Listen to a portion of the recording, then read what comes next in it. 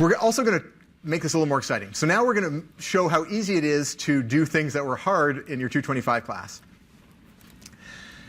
If we add an external force, so actually this is, I don't know, I think it's interesting. A student, fourth-year student came to me yesterday, or Monday, and was talking about jack legs, which are like jackhammers that are used in mining.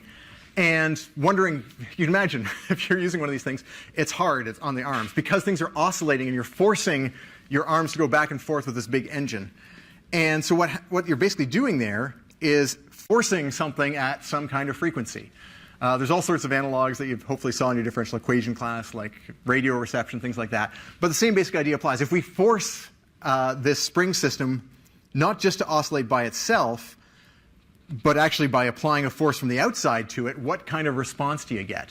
Do you get big oscillations, small oscillations? Do they grow and do they fade? Because we have a simulator now, it is super easy to add that, because what we have is MA is minus K over MX. Let's go back to X double prime here, MX double prime. There we go. Plus the F external.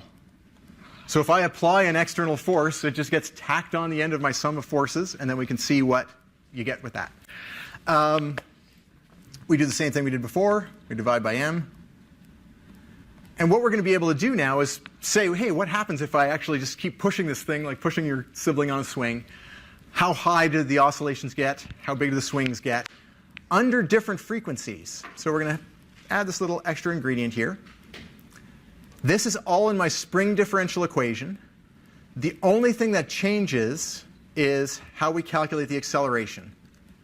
So it'll be 1 over mass times, again, literally copying what we just wrote down there, blah, blah, blah, plus, let's put it right here, let's say sine of b times t.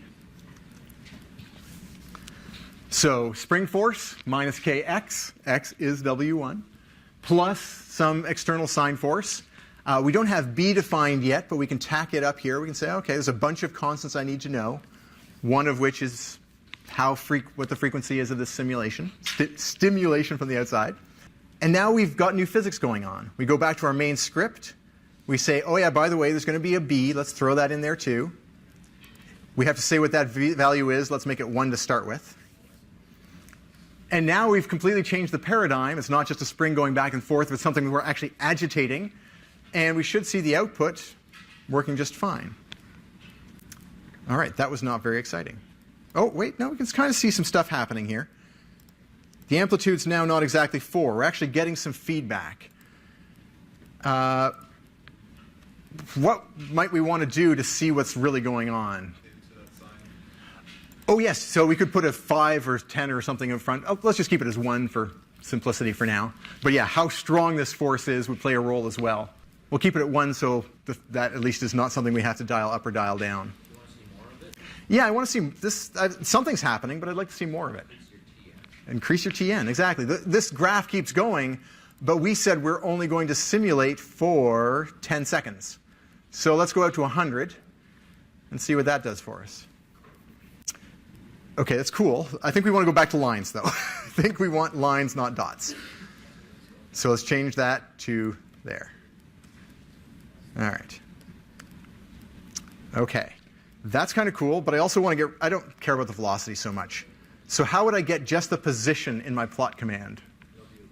W1, colon, comma, 1. All the rows, just the first column, because position in that big matrix is where is in the first column. There we go. All right. So that's sort of interesting.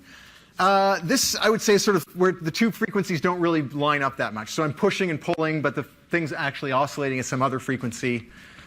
Let's try a little higher frequency and see what happens. Actually, I'm going to ask a pop quiz. Does anyone remember how you get the natural resonant frequency with K and M?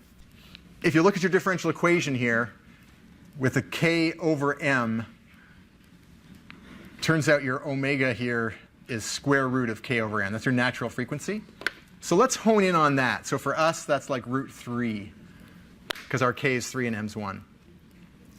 Let's try that. So if we get close to root 3, which is like 1.2-ish or something, let's try that. All right, still not very exciting. Let me just go here. Square root of 3.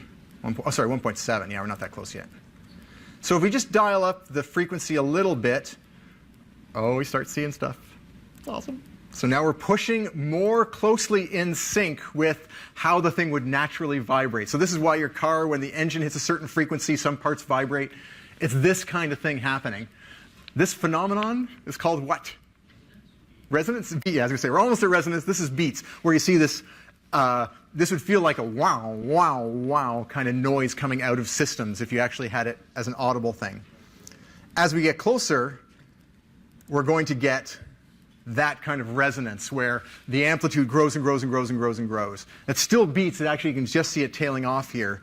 But if we got really, really close and actually said, hey, what if it was the square root of 3 and exactly matched the frequency, then we get that classic, these oscillations feed back on each other. So I'm pushing exactly in sync with the oscillations of the spring, and so they're going to keep bigger and bigger. I'm always accumulating energy, and the thing eventually breaks because it can't move that far.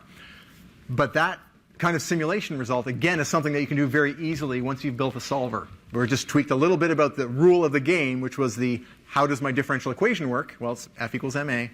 And then we can simulate whatever we want in terms of the impact of those kinds of simulation changes.